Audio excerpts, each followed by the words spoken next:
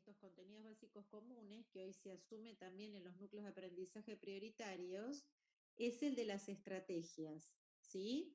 ¿Me siguen hasta acá? ¿Se escucha? Bueno, Va bien. esas estrategias integran estrategias metodológicas, es lo que orienta al aprendizaje de los estudiantes, de los niños, a que logren saber hacer. Saber hacer sobre ese saber, no es un saber hacer sobre el vacío. Y en este saber hacer, que se ordena a que se desarrollen procesos más complejos de pensamiento, que además están vinculados eh, fuertemente a las capacidades prácticas, ¿sí? Esto es lo que de alguna manera podríamos decir que es como el corazón de las estrategias metodológicas, de los métodos, de los procedimientos, de las técnicas y de las actividades. Y por otro lado, tenemos también contenido actitudinal. Esto, a ver, esto es una taxonomía que se hace a los fines de poder entender que cuando uno habla de contenidos en las planificaciones, buscamos en nuestro modelo conceptual de currículum basado en capacidades una integración entre los conceptos, entre las capacidades para ejecutar esos conceptos, las técnicas, los métodos, y por supuesto lo que tiene que ver con la integralidad de la persona humana que aprende, que en el momento de aprender hay un desarrollo de actitudes puesto en práctica que a veces no es tan evidente, pero es el compromiso emocional que compromete a los chicos a poder valorar aquello que está aprendiendo con todo, digamos, con toda la riqueza que tiene el compromiso emocional en el aprendizaje a través de capacidades, no solo personales, sino también aquellas de interacción social. Fíjense que todo esto es importante que se entienda para conceptualizar la lógica de un método y de una técnica dentro de un proceso que es mucho más complejo simplemente que su sola mención. Ahora bien, cuando pasamos, si querés, de diapo. Sí,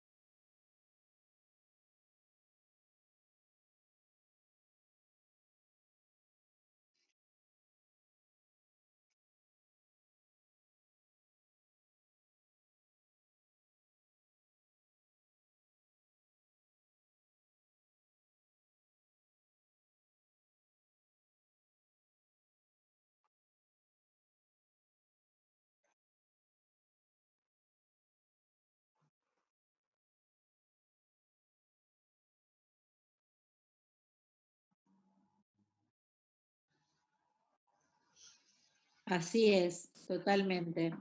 Bueno, por eso en nuestro caso que trabajamos por aptitudes, y esto que dice Lucho es muy importante porque en realidad deberíamos poder, cuando uno piensa después en otro temita que ya han visto, que es la taxonomía de objetivos, bueno, ¿cuáles son aquellos objetivos que comprometen el actuar de los chicos independientemente del aprendizaje solo de lo conceptual, ¿no? Esto da porque es un tema importantísimo y sobre todo en la cosmovisión que nosotros tenemos en la universidad de integralidad de persona humana, ¿no? Más allá de que muchas veces uno en la escuela trabaja más con la cabecita de los chicos que con su corazón. No hay que olvidarse que lo prioritario en las personas, lo que nos hace personas es nuestro alma. Bueno, nuestra enseñanza por aptitudes pone énfasis fundamentalmente en procedimientos y en procesos, ¿sí? Favorece el desarrollo de esas operaciones. ¿Por qué? Porque hay evidencias de que hacemos un esfuerzo importante por demostrar aquello que decimos saber y no solo declarativamente decir que lo sabemos. Es movernos de una enseñanza que siempre fue muy enciclopédica a una enseñanza que empieza a recobrar vida demostrando lo que sabemos. Por eso es que nosotros en este modelo ahí le damos tanta importancia a los desempeños, que son de alguna manera visualizaciones de las evidencias de lo que ustedes van logrando y haciendo con las cosas y sobre las cosas. Y para esto se necesita mucha metodología.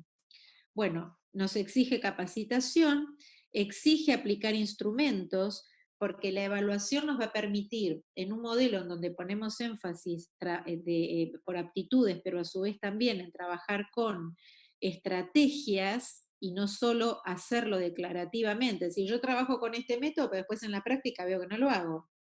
Entonces, buscar instrumentos que me permitan que esos procesos que hago se vayan retroalimentando.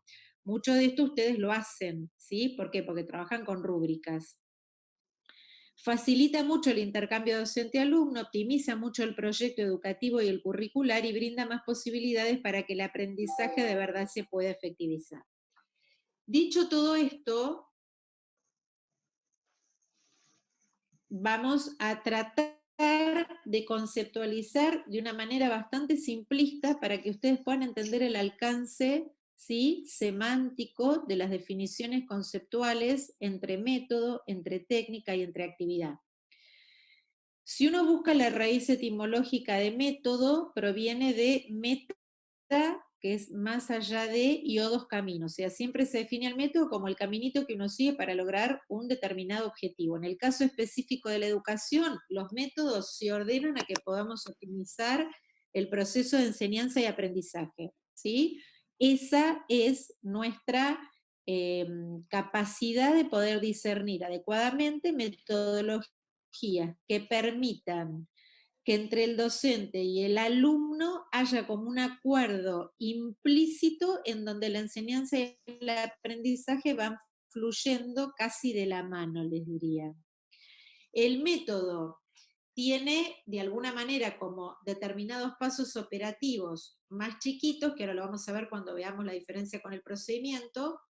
La técnica, ¿sí?, es una fase operativa del método, así que muchas técnicas permiten concretar el método o parte del método, y la respuesta efectiva que los estudiantes hacen frente a la implementación de una determinada técnica, sea oral, escrita o como fuere, individual o grupal, es la actividad. O sea, la actividad se dice que es el máximo nivel de concreción curricular porque el depositario absoluto es el estudiante que tiene que poner en evidencia esa técnica cumplimentando ese caminito, que es el método, ¿sí? Ahora, cuando veamos cuáles son los métodos básicos de enseñanza, van a ver por qué, por ejemplo, uno podría decir el método deductivo, que es el que conduce la enseñanza partiendo de principios generales para llegar a los casos particulares que los rige, por ejemplo, no sé, el teorema de Pitágoras. Bueno, después puedo tener la técnica, que es la resolución de un problema, y la actividad, que es la ejecución efectiva de que ese problema tuvo una solución. En este caso, el método deductivo puede ser la presentación de un texto, la técnica es la lectura, leer el texto, y la actividad es la lectura y la interpretación de un texto. Miren, si uno lo quisiera hacer completo, esta misma cuestión de método, técnica y actividad, que forma parte de lo que es una estrategia metodológica, porque la estrategia integra todo esto, no es ni solo método, no es ni solo técnica, no es ni solo actividad, debería tener una racionalidad de modo tal que el objetivo que se formula pueda, y la evaluación de ese objetivo, garantizarse y concretarse a través de la secuencia que uno plantea de esta manera. Ustedes podrán pensar en este momento, uy, pero nosotros no lo hacemos así en la planificación. ¿Por qué? Porque nosotros hacemos una planificación de 3 momentos de clase más descriptiva, pero ahora la idea es que traten, así como dijo Lucho, que se haga con lo actitudinal, de ver de qué manera podemos empezar a hacerlo de una manera más consciente, teniendo en cuenta esta distinción entre método, técnica y actividad. Ahora, otra palabrita que suele aparecer y que se usa bastante en lugar de estrategia metodológica es la de los procedimientos, porque el procedimiento, al igual que las estrategias metodológicas, designan un conjunto de acciones, ¿sí?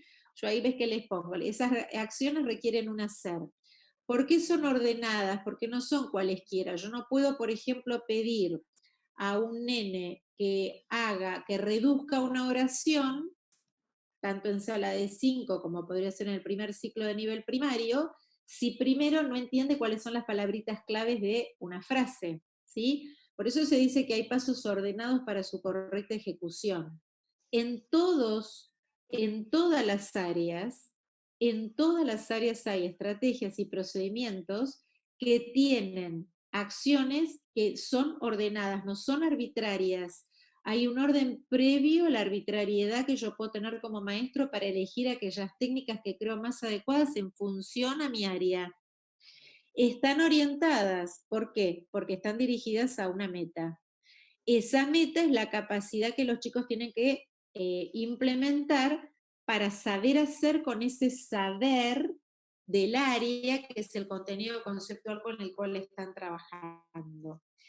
Y esos procedimientos son más o menos generales, ¿sí? Los más generales son los cognitivos y los heurísticos. ¿Por qué se les llaman más generales? Porque no son procedimientos que uno pueda observarlos y evaluarlos directamente a través de una, dos o tres actividades. Requieren en su ejecución un proceso que es tan intrínseco a la persona humana que es difícil traducirlo con pasos muy operativos. ¿Se entiende? En ese sentido se habla de más o menos generalidad en lo procedimental. Ahora, los menos generales se clasifican en motrices, que son los que tienen implicada una acción corporal que es visible, como hacerla vertical, atarme los cordones, pintar una figurita. Eso es hasta directamente evaluable, los deportes, las actividades físicas, y los algorítmicos, que son los que marcan una determinada secuencia ordenada de procederes para poder, por ejemplo, resolver situaciones problemáticas en general. Son los que están más ligados al campo de las ciencias más duras, matemáticas, ¿sí? Las otras, con los cognitivos y los heurísticos, están como más entroncados en todo lo que tiene que ver con las ciencias sociales, también podría ser parte de las ciencias naturales.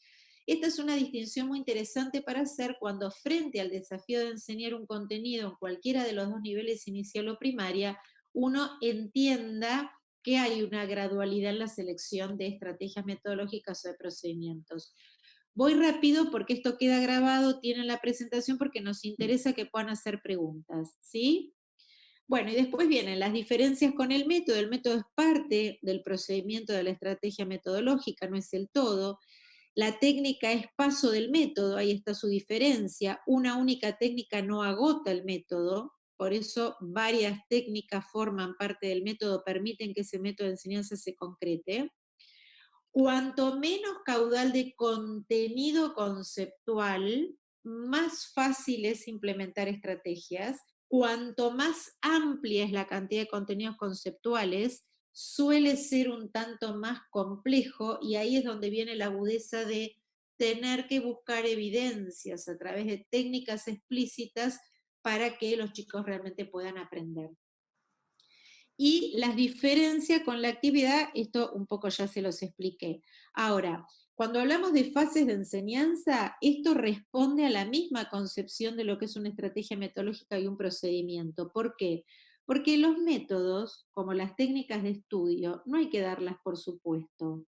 Hay que enseñarlas, hay que garantizar que los chicos la puedan aplicar, hay que dar ejercicios concretos para garantizar su real implementación con ejemplos de distintas áreas y hay que evaluarlo. Suele ocurrir que en tanto los manuales de textos como la planificación docente frente a determinados contenidos, como puede ser, no sé, los primeros habitantes o las eras geológicas, ¿sí? O el imperialismo, le pongo temas así como más amplios, que uno dé como por supuesto que los chicos pueden leer, interpretar, hacer un resumen, un cuadro sinóptico, o para un chico más chiquito frente a un cuento, registrar oralmente lo que escuchaste. Esto, que uno lo traduce por lo general en las fases en una consigna, requiere de un análisis profundo por parte del docente. Y acá me echo con aptitudes, como nosotros trabajamos por capacidades, y los chicos tienen una gradualidad en aprender a comprender, a interpretar, a diagnosticar. Bueno, nosotros tenemos que tener como docentes la capacidad de ver dentro de ese proceso de enseñanza ¿Cuáles van a ser esas técnicas, esos pasitos que voy a tener que ir seleccionando para enseñar, para que esto de enseñar y aprender los métodos y las técnicas sea una realidad? ¿Vamos bien hasta acá o quieren preguntar algo? No. ¿Alguna ¿Seguimos? pregunta? ¿Seguimos? Seguimos. Bernardo Carrasco, como otros autores, ¿sí? Ahí les citamos un librito interesante que hace una muy buena selección de técnicas y además complementa con recursos para el desarrollo de las clases, da buenas ideas, es interesante, trabaja mucho las técnicas de dinámica individual y también las grupales.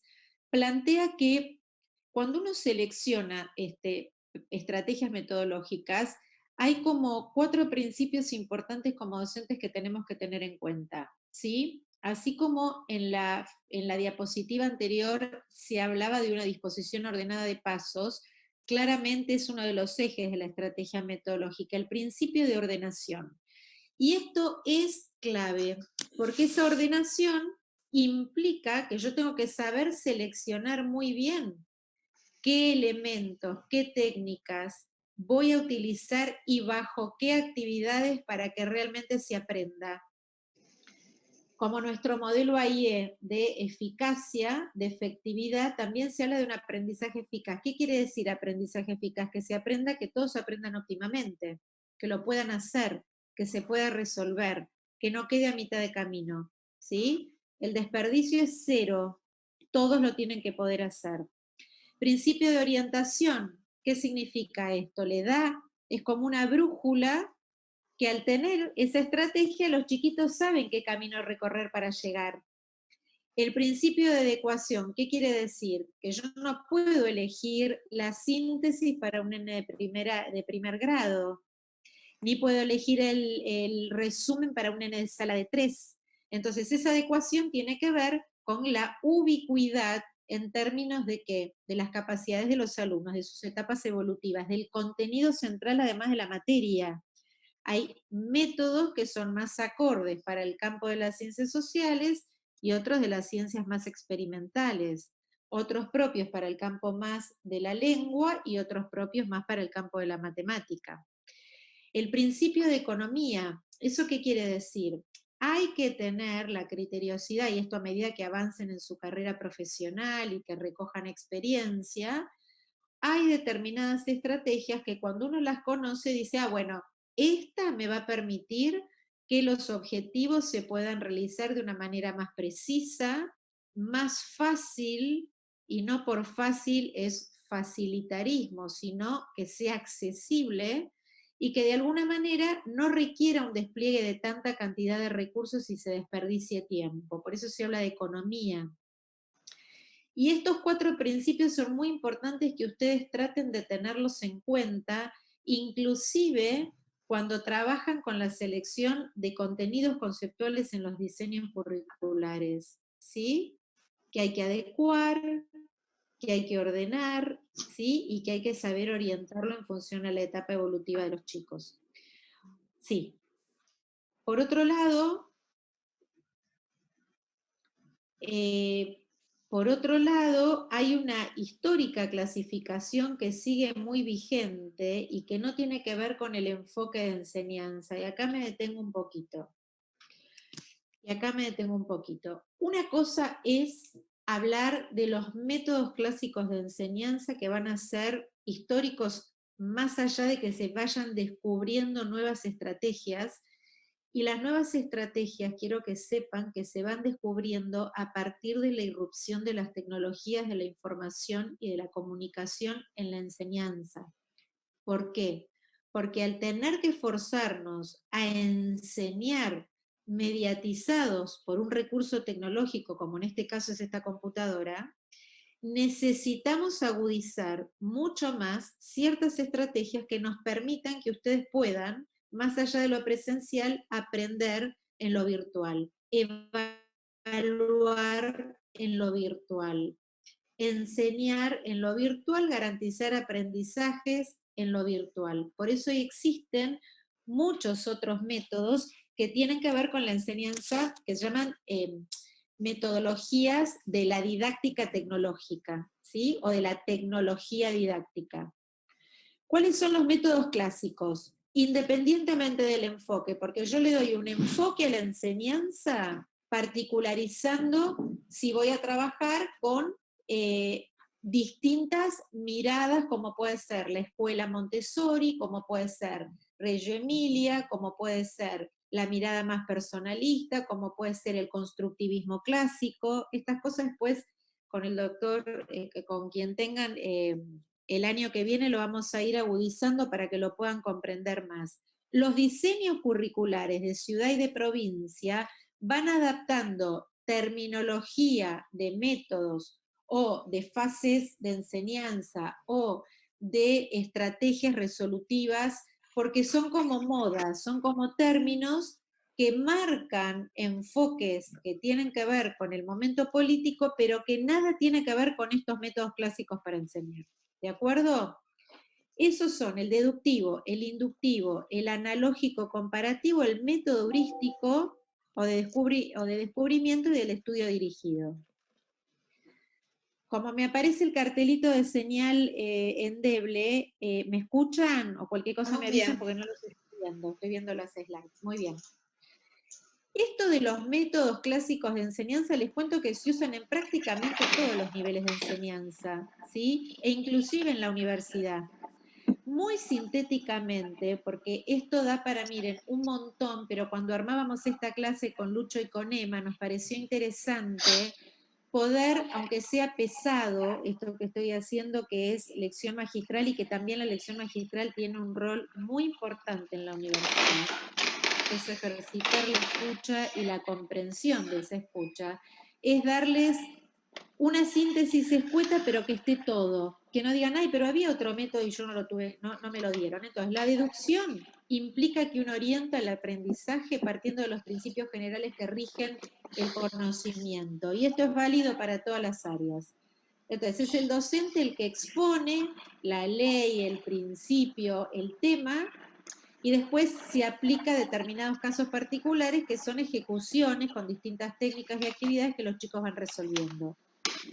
En el inductivo hago al revés. A ver, el deductivo es propio generalmente de las ciencias sociales. ¿Por qué? Porque tienen un bagaje muy amplio de contenidos que requiere mucho de procedimientos vinculados más a lo heurístico, a lo general, y a la deducción, a la racionalización deductiva, porque no puedo inventar conocimiento, porque el conocimiento ahí ya viene dado. ¿Se entiende? Lo que tengo que tener es la capacidad de saber cómo graduar ese contenido en función a las etapas evolutivas de los chicos. Ahora, en la inducción voy al revés. Parto de casos particulares, son propios del campo de las ciencias experimentales, ¿sí?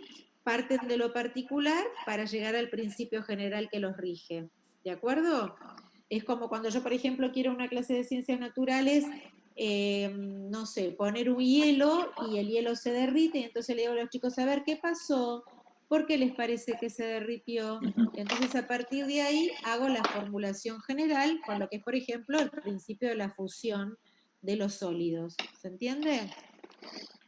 Ahora, los métodos analógicos o comparativos son muy complejos. Primero, porque se necesita mucha deducción e inducción para hacerlo, pero son una muy buena alternativa para trabajar con los chicos más chiquitos, aunque les parezca mentira. ¿Por qué? Porque se trabaja mucho con la descripción de caso particular, que me permite después entablar analogía a partir de un principio general que los rige.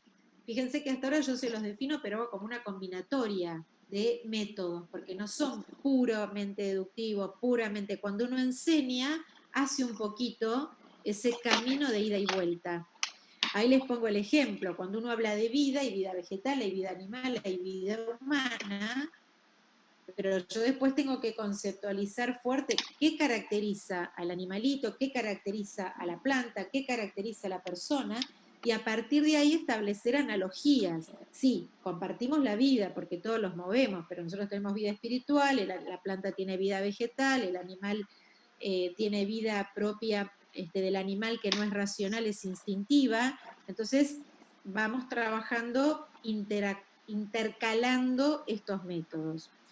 Después están los métodos de descubrimiento que se utilizan muchísimo en todo lo que tiene que ver con las corrientes de filosofía para niños, que es propio de la filosofía, y que se trabaja mucho, los de descubrimiento a nivel inicial o cuando son más chiquitos. Deberían trabajarse en todos los niveles, porque esto se inspira mucho en el método de Sócrates. Sócrates fue un antiguo filósofo, no sé si esto lo vieron con el doctor Aras, calculo que sí, que tenía un método muy interesante, que tenía dos partes, que se llamaba ironía y mayéutica, que la ironía era la fase de un determinado tema, no necesariamente estudiado por las personas, intentaba ayudar a demostrar que la persona no sabía nada. Por eso se dice, ¿vieron cuando uno dice qué irónico que sos?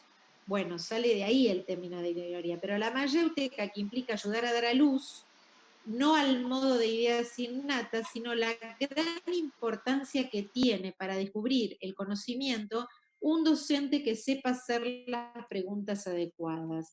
Por eso, cuando uno trabaja con chicos muy chiquititos, en lugar de dar respuestas cerradas, siempre es bueno todo el tiempo repreguntar, así como suele hacer Emma bastante con ustedes, que es la repregunta que ordena y orienta que puedan ir ustedes trabajando o induciendo determinadas verdades y logrando esto de los chicos, ¿sí? Y después está el tradicional método del estudio dirigido, que es lo que vamos a ver ahora, ¿sí? Que es el estudio dirigido. Es plantear en el proyecto educativo cuáles van a ser los métodos y las técnicas de estudio que le van a dar secuencia y continuidad al trabajo, tanto a nivel inicial como en primario, y la adecuada articulación que tiene que haber entre ambos niveles. Sí, bueno, a ver, cuando uno quiere indagar cuáles son los métodos, y no estoy hablando de enfoque de enseñanza, sino de método, de estrategia para enseñar, que es otra cosa, porque cuando uno habla de enfoque de enseñanza parte de una determinada cosmovisión, que es la visión que yo tengo del mundo, de la realidad, de la persona, de la educación, ¿sí? Bien, cuando pienso en métodos de inicial, si bien podríamos mencionar muchos más, hay tres que son sustanciales en el nivel inicial, en todo el nivel inicial.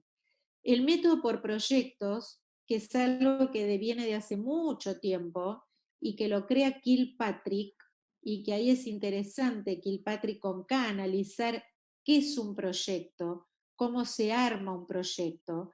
Por lo general el proyecto lo que busca es focalizar en un determinado tema y que se generen instancias de actividades lúdicas en torno a un tema que se suele problematizar. ¿Para qué? Para que puedan intervenir saberes de distintos campos, ¿sí? Generalmente el proyecto puede integrar todas las áreas desde el lugar que cada área tiene en la formación infantil. Pero es un método que se puede trabajar en todos los niveles, pero es prioritario cuando uno lo busca. La bibliografía universal comporta que es más prioritario de este nivel. Por supuesto que se complementa con el método del descubrimiento, ¿sí? Porque cuando uno busca las definiciones de descubrimiento, no es que el chico descubre todo solo, tiene que haber un incentivo docente que de alguna manera permita esto que dice, ver la exposición a la realidad directa, o sea, esa realidad directa que es la que estimula que los chicos puedan tomar datos de la realidad que traen a la sala, por ejemplo, el otoño, qué pasa afuera, qué pasa en otoño, cómo nos vestimos, qué le pasa a las plantas, qué nos pasa en casa, qué comidas comemos, que no las comemos igual en verano, por qué. Entonces hay un descubrimiento que tiene que ver con el contacto directo con la realidad que viene de afuera de la salita. Pero se complementa con el método de mediación. Y entonces ahí ya en la mediación lo que yo hago como docente es ser mediador entre la realidad de lo que van aprendiendo adentro de la sala, lo que viene del mundo, de la realidad que ellos experimentan, pero también de su ámbito de vida, de su casa. ¿Sí? ¿Por qué los alimentos? Porque acá hay un compromiso que tiene que ver con lo que hacen en el kinder, con lo que compran en el cosquito de la esquina, pero también con lo que pasa y aprenden adentro de la sala, haciendo el kiosquito, la actividad que fuere. ¿Esto quiere decir que yo elijo puramente un método? El ideal es que los métodos tiene que haber confluencia intermetodológica, ¿sí? Porque es difícil trabajar con uno solo. El ideal es que uno podría armar un proyecto que intente utilizar los métodos de descubrimiento y también de mediación. Pero van a encontrar también, cuando analizan bibliografía de metodologías en nivel inicial, válido para lo que es maternal y para lo que es salita de 4 y 5, 3, 4 y 5, que hay métodos que se les denomina de enseñanza alternativos. ¿Por qué? ¿Por qué? Porque todos los otros métodos que se mencionaron son métodos que ustedes los van a ver que están a veces no tan explícitamente definidos, pero sí forman parte de las decisiones curriculares que hay tanto en provincia como en ciudad, y en muchas provincias ustedes tienen ahí un diseño, creo que de Córdoba compartido en EVA, y que comporta, digamos, este tipo de metodologías. Pero lo alternativo son, ahí sí, líneas pedagógicas que han sido asumidas en la transmisión educativa como métodos de enseñanza, pero no son métodos. Ahí sí son enfoques pedagógicos de enseñanza para la niñez. ¿Se entiende cuál es la diferencia? Pero comportan una metodología que permita que esto se pueda trabajar. Estos que citamos no son los únicos. Podríamos citar otros más, pero son hoy los que tienen más impacto en muchos países del mundo y que todos estos están hoy trabajándose en ciertas escuelas en la Argentina. Montessori, Waldorf, Kumon, Reggio Emilia, Doman y García Oz. ¿Se entiende hasta acá? ¿Tienen alguna duda?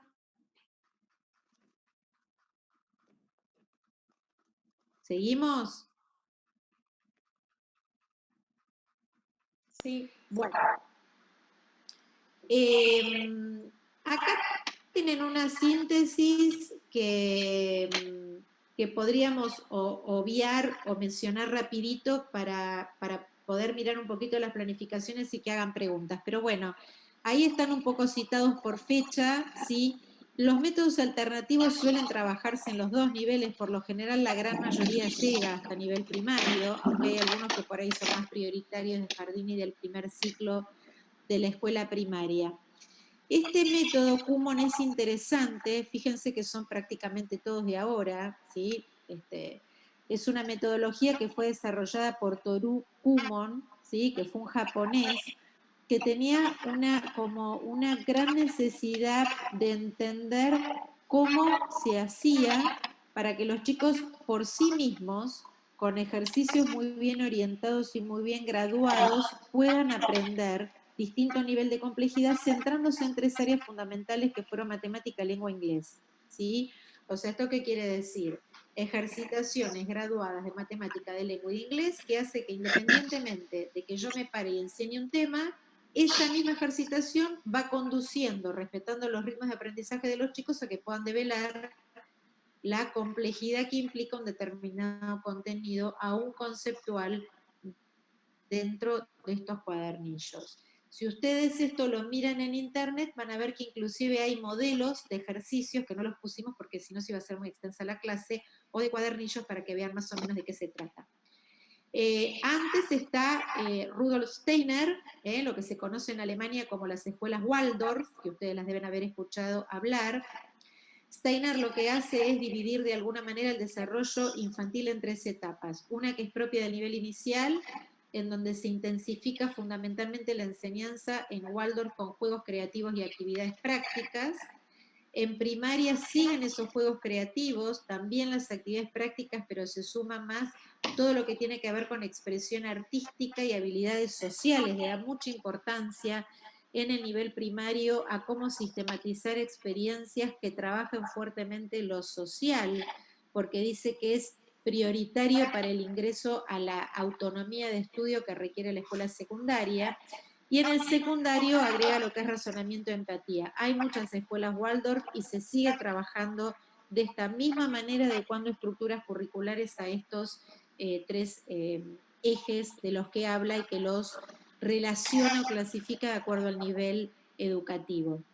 Después está Glenn Doman, ¿sí?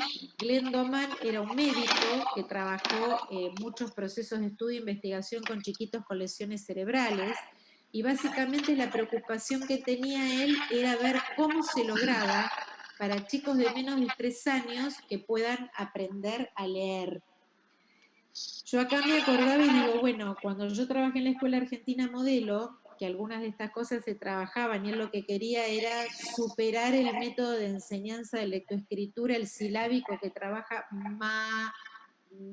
para enseñarnos sílaba por sílaba para tener una mirada más integral, es que hay muchos investigadores que reparan en esto de que es central cuando uno usa determinados métodos alternativos buscar, además de herramientas metodológicas, crear recursos materiales. Se le da mucha importancia, inclusive en Doman, a la creación de recursos materiales que le permitan a los chicos más chicos, siguiendo, digamos, la normal evolución de sus etapas evolutivas, que requieren de la concreción, del poder ver, para después poder imaginar, de manejar material concreto. Lo pasamos.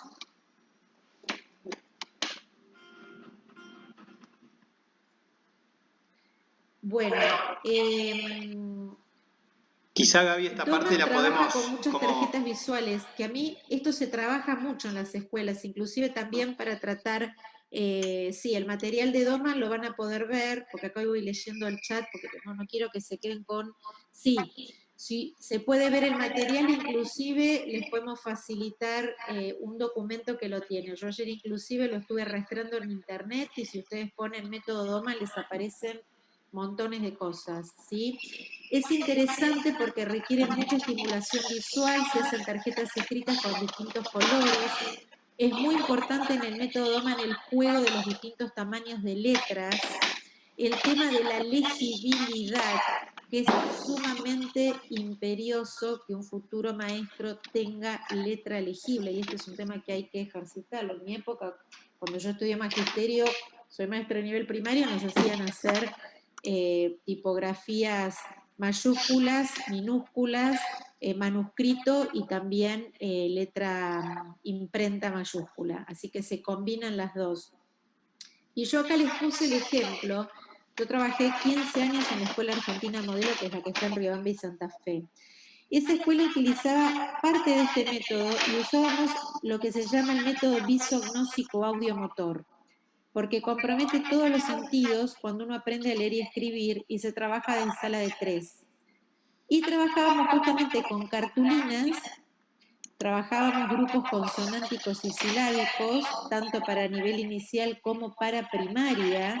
Si hacían los carteles ortográficos, eso yo sí me puedo comprometer a pasárselos, sobre la base de grupos silábicos o consonánticos complejos. Yo le puse algún ejemplo que me acordaba, por ejemplo, la C, la S y la Z, její, gueguí, ahí me falta el huehuí con diéresis, que son los grupos consonánticos complejos porque tienen el mismo sonido.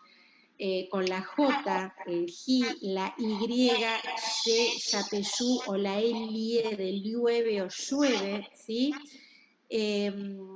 O sea, lo veo, lo entiendo, lo pronuncio y lo escribo. Y esas letras van además con clave de color para marcar, por un lado, la complejidad de la escritura, las excepciones se ponían en violeta, y por otro lado, que a los chicos se les grabe la regla ortográfica. Y yo les aseguro que terminan tercer grado sin errores ortográficos, con lo cual estos métodos algo de bueno tienen que tener, aunque tradicionales, muy importantes.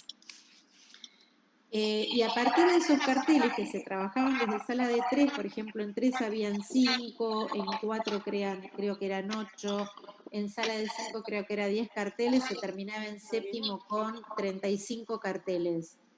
¿Tenés alguna foto para mandarnos después? Se los busco y se las mando, sí. Vale, gracias. Sí. Lo que puedo hacer es pedir directamente a una profesora de la Escuela Argentina Modelo que le saque fotos a todos los carteles y nos los mande para compartir. Miren, un poco la idea era invitar a la gente. ¿Te acordás, Emma, que nosotros el año pasado fuimos con los chicos de tercero, ¿no, Emma? grupo fue este grupo que no estábamos en cuarentena. Era el mundo del universo currículum. Nos fuimos un miércoles, ¿te acordás, Gaby? ¿Con ellos? No, con este grupo no, con el que está ahora en tercero, en la por materia del eso. año pasado. Por Perfecto. eso, esto, lástima, porque la verdad que habíamos ido y los chicos lo pudieron ver, así que la idea es que en algún momento lo podamos hacer y si no, no me comprometo a pasarles todo el material, lo voy a pedir, ustedes me lo voy a anotar. Pero Ahí ese en el chat, Gaby nos cuenta Tini que ella estuvo en un jardín con este método y que cree que tiene bueno, algunas imágenes y las va a poder compartir. y la esposa de Lucho también, Mechi, fue alumna mía. Perfecto. Hay que Claro, buscar las imágenes. hay que buscarla. Hoy le voy a tomar pero examen a ver qué tal le... comparto. Bien. No, miren, yo les puedo asegurar, porque yo fui maestra de todos los grados ahí en la primaria, después fui vicedirectora, pero fui maestra muchos años y empecé como auxiliar de grado, que a mí me sorprendía cómo la reiteración, porque hay toda una metodología, es, miro el cartel, la maestra leía todas las palabras, los chicos volvían a repetir, leían, repetían, las escribían con clave de color y todos los viernes se tomaba dictado comprobatorio de las palabras. Entonces, cuando un chico tiene esta fijación que va desde lo visual, lo intelectual, lo auditivo y lo motor, indefectiblemente escribe mejor. O sea, nosotros, los chicos egresados, no teníamos chicos con problemas, no teníamos disortografía, no habían chicos con problemas ortográficos. Y además, esto se complementaba con cuadernillos de caligrafía. O sea que no lo podían hacer de cualquier manera, tenían que hacerlo bien. Uno estimulaba, al que más le costaba, siempre lo estimulábamos para que dentro de sus posibilidades pueda. Muy interesante, muy lindo, así que lo voy a buscar para compartir. De la misma manera, se trabajaba en matemática con las regletas de Caleb Gatenio.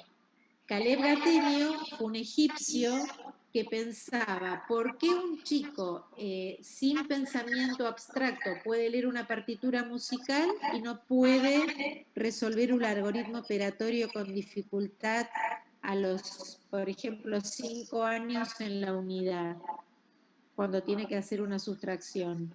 Por eso crea las regletas. ¿Vieron eso que yo les decía? Que muchos métodos se basan en la creación de material concreto y en la evidencia de la observación, como hacía Jean Piaget, ¿sí?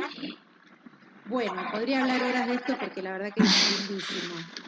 Montessori, de Montessori por ahí conocen un poquito más, pero fue una pedagoga y médica italiana, también educadora, que allá por el 1900 lo que hizo fue trabajar con poblaciones muy vulnerables de chiquitos pobres de Roma, y por otro lado con chicos también discapacitados, con ciertas discapacidades en hospitales, con lo cual Montessori, una genia que tenía una mirada muy interesante entre lo que es de alguna manera la imposibilidad o discapacidad para aprender, pero por otro lado también la minusvalía de los que vivían en barrios precarios. Y entonces ella lo que hizo fue generar una modalidad de trabajo en donde se intensificaba mucho la iniciativa personal, el respeto a las etapas evolutivas de los chicos. Por supuesto, la autonomía en ciertas decisiones, pero con límites. Y fue viendo el progreso tanto de los chiquitos con discapacidad, de los chiquitos de barrios precarios, esos progresos los fue mapeando hasta constituirse en una alternativa muy interesante de una pedagogía sin tanto recurso, pero que empieza, digamos, a dibujarse ya en Roma, empezamos a escucharla, digamos, con mucha más asertividad, al punto tal que se crea una escuela, fundamentalmente para primera infancia, donde se prioriza específicamente esto como ya enfoque didáctico y alternativa sola, única, ¿sí? Entonces, un aula Montessori integra edades agrupadas en periodos de 3 años, eso promueve que se puedan socializar más, que se respeten las diferencias, que se entiendan, que haya más generosidad y más solidaridad entre los grupos, algo que es clave dentro del ambiente. Ustedes saben que un ambiente ordenado promueve un aprendizaje ordenado y promueve una socialización de grupos ordenados donde no hay tanta indisciplina. Por eso que todo lo que tiene que ver con la estética simplista de materiales muy reciclables en el método es importante. Seguramente vamos a hacer una lección paseo a un aula Montessori, se hizo con un grupo el año pasado y el anteaño también, y es muy interesante el rol del docente, ¿sí? Porque el docente se pone al lado de los chicos como un guía observador, no como el docente que está parado adelante dando clases. Por supuesto, siempre trabajando con un currículum integrado, por eso Montessori pone también el énfasis en un trabajo más de proyecto, ¿sí? Integrado. Y después está Reggio Emilia, ¿sí? Que también trabaja básicamente para los más chiquititos. En el 2016 yo firmé una resolución y armamos, cuando trabajaba en el Estado, una escuela, digamos, un atelier Reggio Emilia, tal como se trabaja en Italia, acá en uno de los institutos de formación docente estatales de la Ciudad de Buenos Aires, que en algún momento se puede ir a conocer porque es muy interesante y hacen sus prácticas las personas de los institutos públicos, así que ahí podemos buscar digamos, un contacto como para que ustedes lo puedan ver en acción, pero también si entran en internet van a encontrar montones de escenarios de aula donde se muestra cómo se trabaja. Por supuesto que el eje de Reggio es trabajar fundamentalmente en educación infantil temprana, basándose en intereses emergentes de los chicos y ver cómo uno puede planificar, no solo en base al currículum, sino que el currículum se planifica en función a los centros de interés. Y hay algo muy importante que tiene que ver con el desarrollo figurativo, ¿sí? Hay 5 principios: el trabajo por proyecto, el desarrollo figurativo.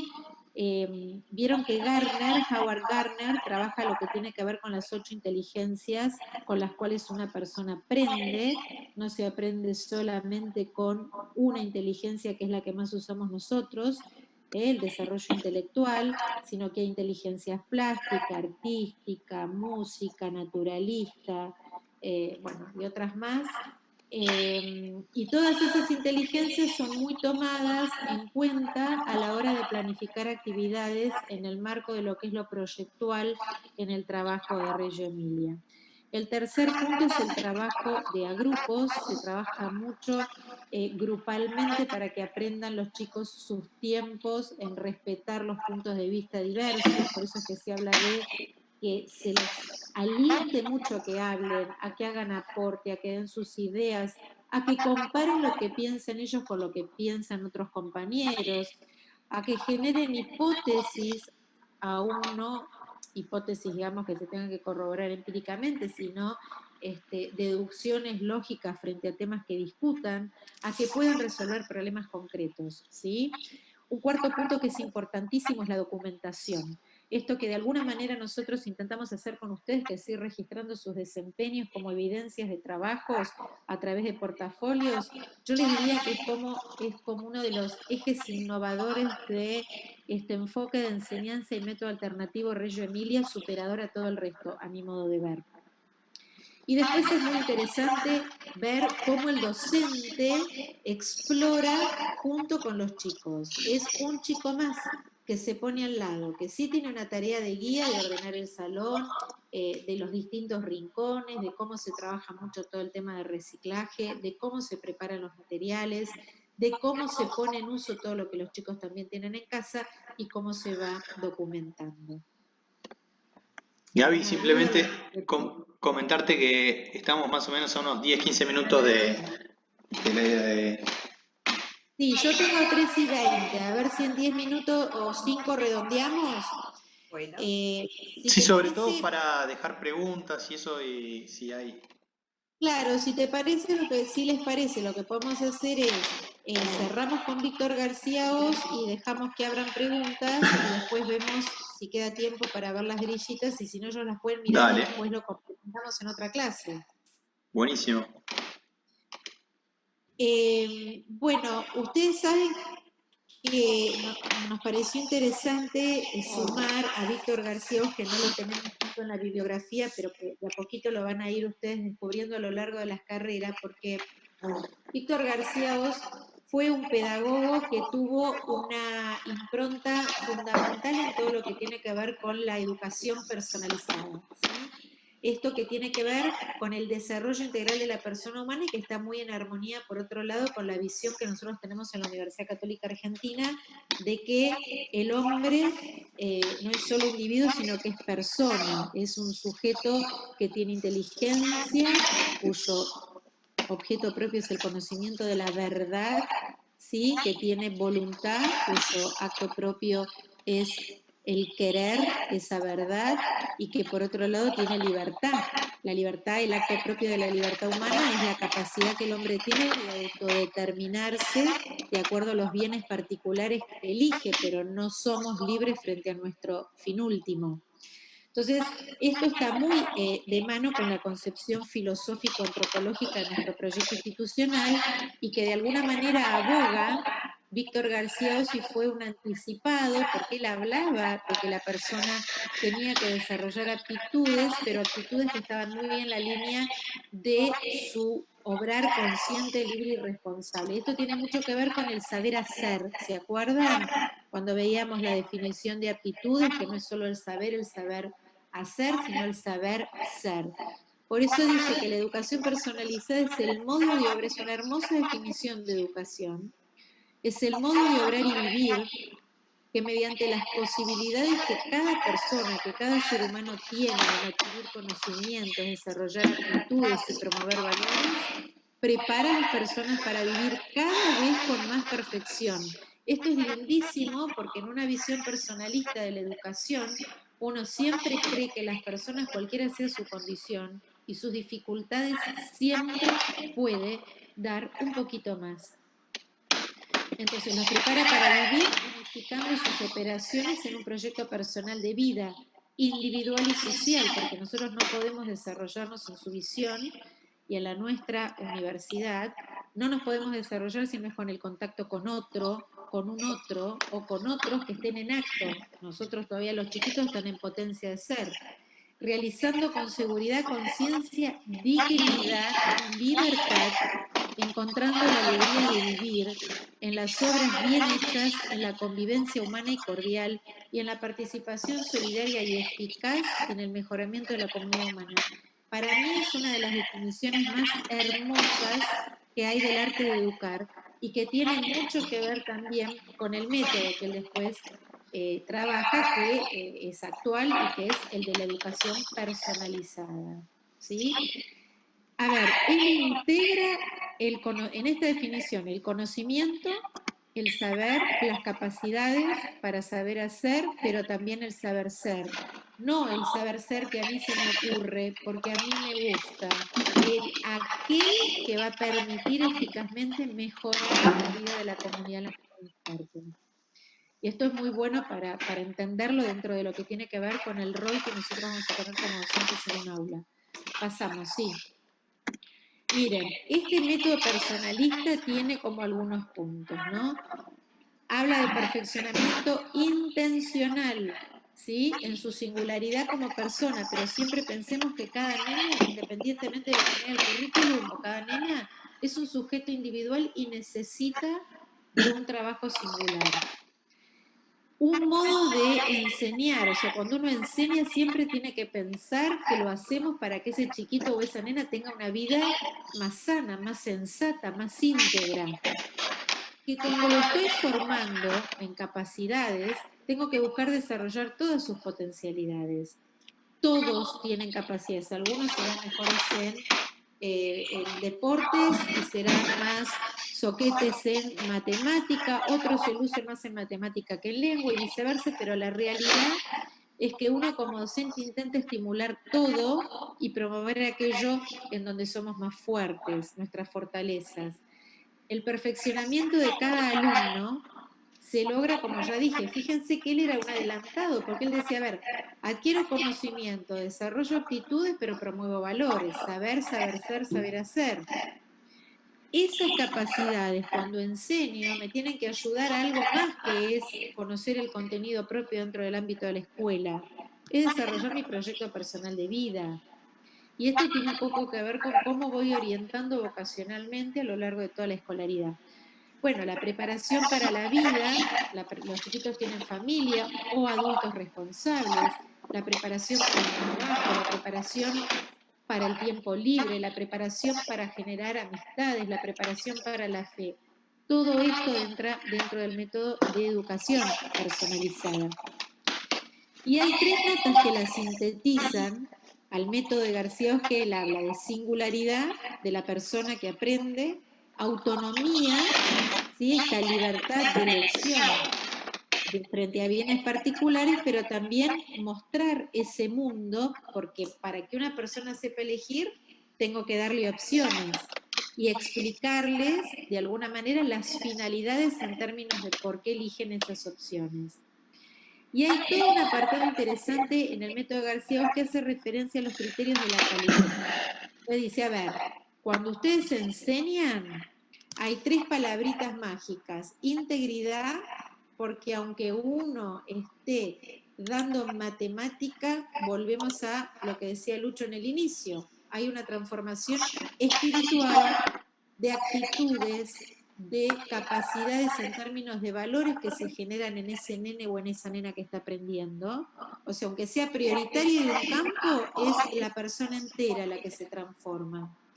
¿Coherencia entre qué? Entre el objetivo que defino y la implementación estratégica de lo que hago que las personas, que los alumnos hagan. Porque si planifico una cosa y hago otra cosa, y después evalúo el objetivo que planifiqué, pero no va en consonancia con lo que implementé, no es coherente. Y eficacia porque todo lo que planifico en términos del objetivo, yo como docente tengo que garantizar que de verdad tenga una resolución favorable, que todos lo puedan hacer bien. ¿Se entiende? ¿Sí? ¿Qué más?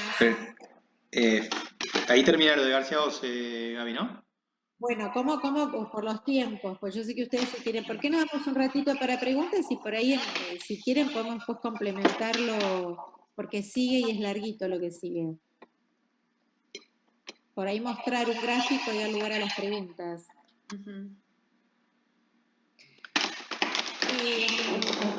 Cuando hablamos de estrategia metodológica, exprofeso, fíjense, procedimientos o estrategias metodológicas y técnicas. Hay como, uno podría pensar en estrategias que conduzcan fundamentalmente a determinados procedimientos que son centrales y que ustedes los van a ver presentes en todos los diseños curriculares, tal vez no mencionados exactamente así.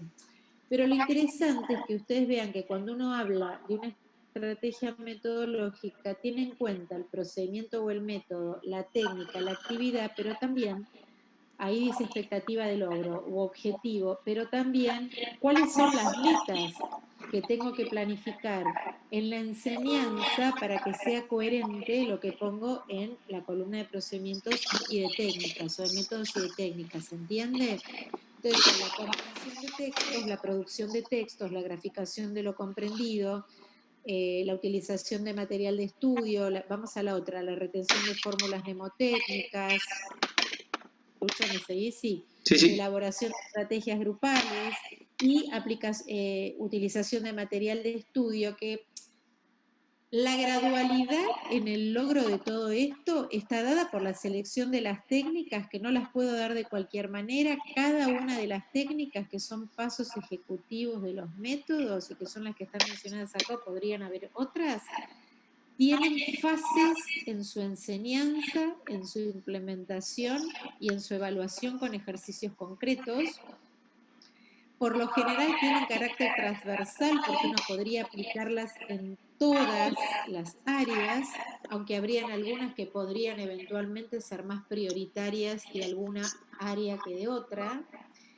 Y ahí viene la inteligencia de contar esto como si yo pudiera poner un cartelito con todas estas técnicas adentro de una caja, ¿sí? E ir sacando y definiendo cuáles, en función a los objetivos y al contenido conceptual que quiero enseñar, son las que debería trabajar.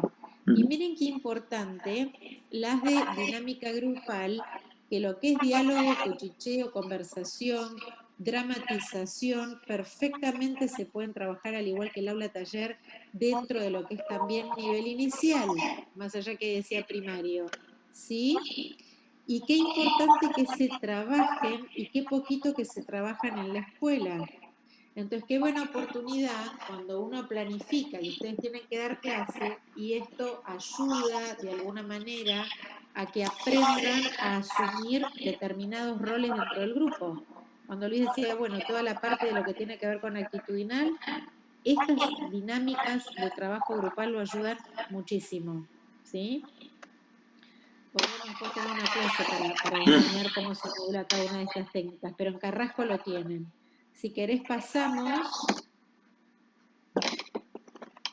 O sea, es interesante que aprendan a hacer una guía de estudio, que aprendan a promover un proyecto, que vean cómo se arma una guía sintética, cómo se arma una guía de trabajo analítica, que la tienen que hacer los chicos, ¿sí? Fíjense, acá tengo el área, tengo el procedimiento, tengo la selección de la técnica y tengo la actividad. Si ustedes me preguntan, digo, procedimiento, método, técnica, actividad, todo eso es estrategia metodológica.